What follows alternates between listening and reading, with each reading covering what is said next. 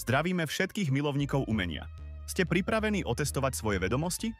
Pripravili sme si pre vás kvíz, v ktorom preveríme vaše znalosti 25 slávnych diel. Na každú otázku máte 10 sekúnd. Poctivo si zapisujte body a na konci uvidíme, kto z vás je najväčší znalec. Prajeme vám veľa šťastia a teraz poďme na prvú otázku.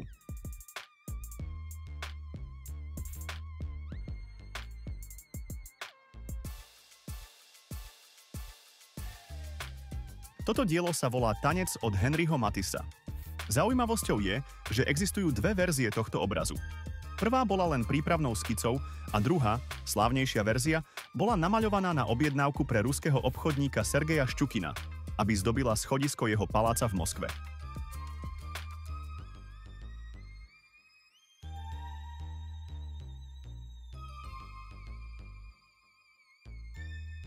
Tieto slávne slnečnice namaľoval Vincent van Gogh. V skutočnosti vytvoril celú sériu obrazov so slnečnicami, aby nimi vyzdobil izbu svojho priateľa, maliara Paula Gauguina.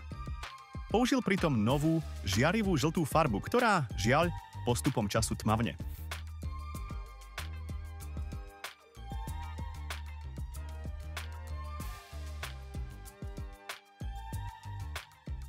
Autorom ikonického diela Výkrik je norský maliar Edvard Munch.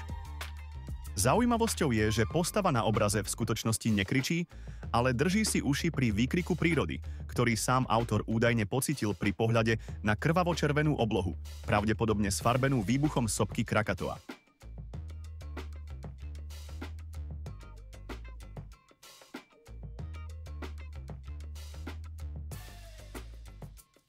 Pozeráme sa na tajomné dievča s perlovou náušnicou od Johannesa Vermeera.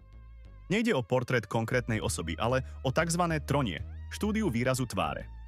Identita dievčaťa je dodnes záhadou a odborníci sa domnievajú, že obrovská náušnica nebola pravá perla, ale skôr sklenená guľa.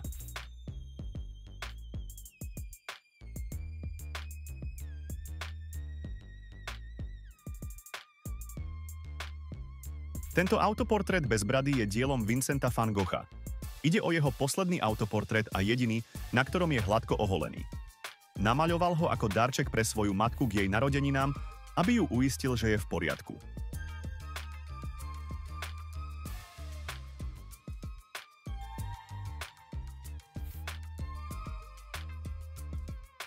Peter Bruegel, starší nás vo svojom diele Ženci prenáša do horúceho leta.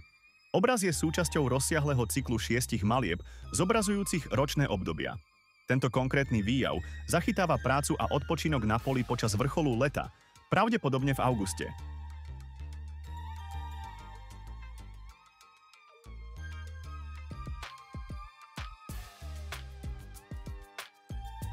Obraz s názvom Lekár namaľoval Sir Samuel Luke Fields. Maliara inšpirovala osobná tragédia – smrť jeho vlastného syna, o ktorého sa obetavo staral lekár. Obraz sa stal ikonickým symbolom súcitnej a oddanej lekárskej starostlivosti.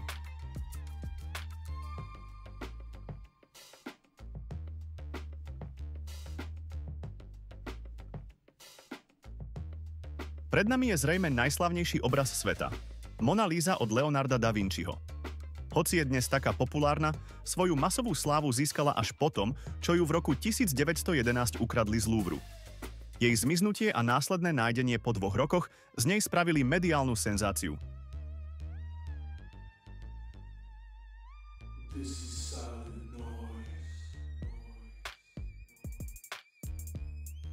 Georges Seurat je autorom monumentálneho diela Nedeľné popoludnie na ostrove La Grande Jatte. Zaujímavosťou je, že celý obraz, ktorý má takmer 3 metre na šírku, je vytvorený technikou pointillizmu. Skladá sa z miliónov drobných bodiek čistej farby, ktorých maľovanie trvalo umelcovi 2 roky.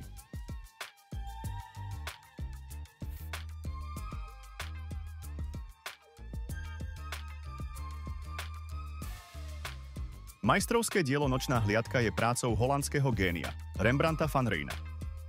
Paradoxom je, že obraz v skutočnosti nezobrazuje nočnú scénu.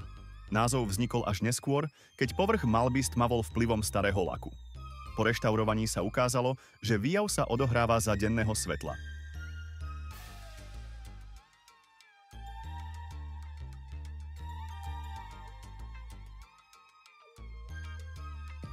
Jedno z najznámejších diel umenia vôbec, Hviezdna noc, pochádza od Vincenta van Gogha. Van Gogh namaľoval tento ikonický pohľad na nočnú oblohu z pamäti počas svojho pobytu v psychiatrickej liečebni vo Francúzsku. Zobrazuje výhľad, ktorý mal zo svojho okna tesne pred východom slnka.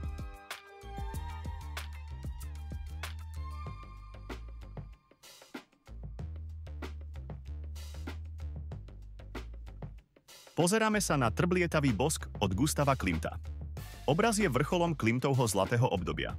Zaujímavé je, že na dosiahnutie tohto efektu umelec použil nielen olejové farby, ale aj plátky pravého zlata a striebra.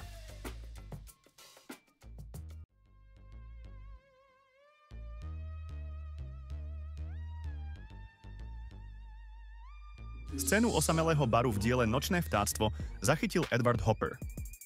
Na obraze si môžete všimnúť, že z baru nevedú žiadne viditeľné dvere von, čo umocňuje pocit izolácie postav. Hopper tiež tvrdil, že sa inšpiroval reálnym miestom, no jeho presná poloha sa nikdy nenašla.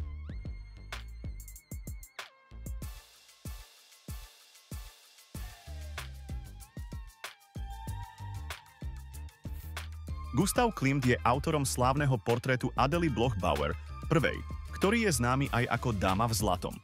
Obraz ukradli nacisti počas druhej svetovej vojny a stal sa predmetom slávneho súdneho sporu, po ktorom bol vrátený dedičom pôvodných majiteľov.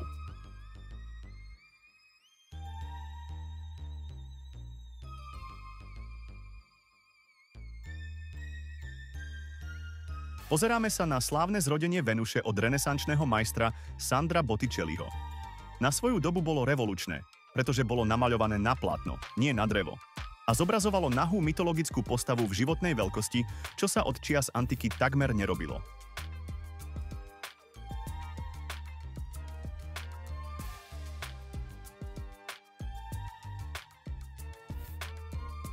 Jedno z najikonickejších náboženských diel, Posledná večera, je prácou Leonarda da Vinciho. Nejde o klasický obraz, ale o nástennú maľbu.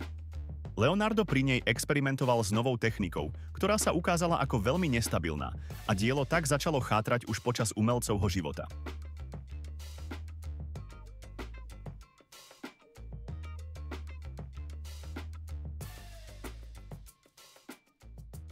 Obraz Americká gotika namaľoval americký umelec Grant Wood.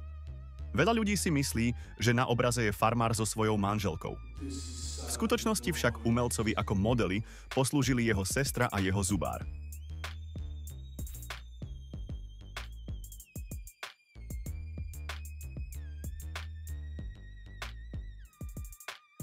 Monumentálne dielo Guernica je silným odkazom od Pabla Picassa.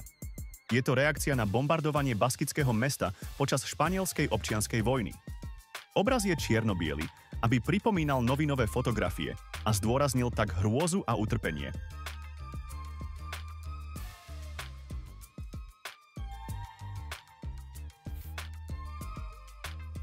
Tento slávny výjav, stvorenie Adama, namaľoval na strop Sixtínskej kaplnky Michelangelo.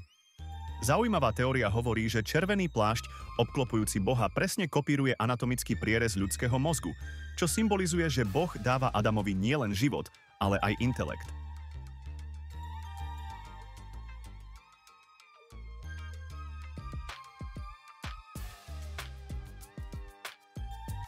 Autorom romantického obrazu Ofélia je John Everett Millais.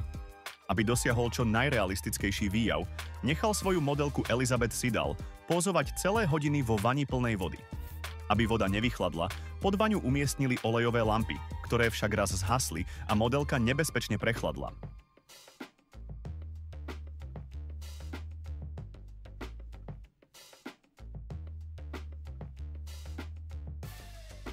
Toto je zrodenie Venuše, no tentokrát v podaní francúzskeho maliara Alexandra Cabanela.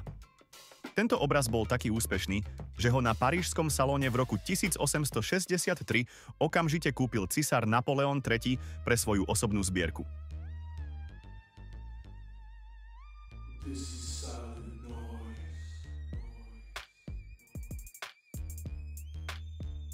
Tento heroický portrét Napoleona namaľoval Jacques Louis David. Zaujímavosťou je, že ide o čistú propagandu. Napoleon v skutočnosti nepozoval na vzpínajúcom sa žrebcovi. Alpy prešiel na chrbte somára, niekoľko dní po svojich vojakoch.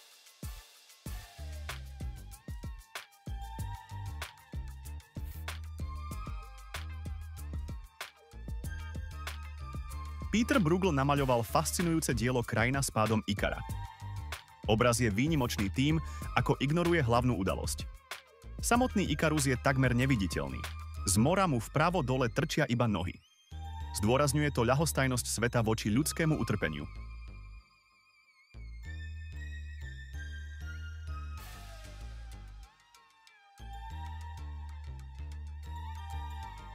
Pred nami je jedno z ikonických vodných ľalí od Clauda Monet.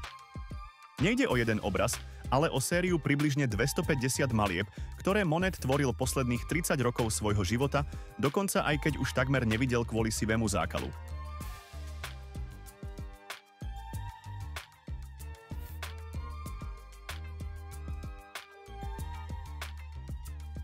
Revolučnú scénu v diele Sloboda vedie ľud na barikády stvárnil Eugène Delacroix.